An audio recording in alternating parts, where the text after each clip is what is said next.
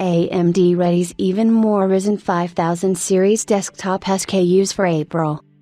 Earlier this week, we learned about AMD making several additions to its Ryzen 5000 socket AM4 desktop processor lineup, to better compete against the bulk of the 12th general Intel Core Alder Lake processors.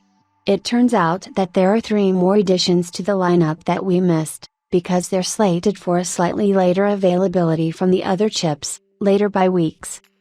The first of these 3 is the Ryzen 7 5700, Non-X. This chip is uniquely different from the Ryzen 7 5700X and the Ryzen 7 5600G.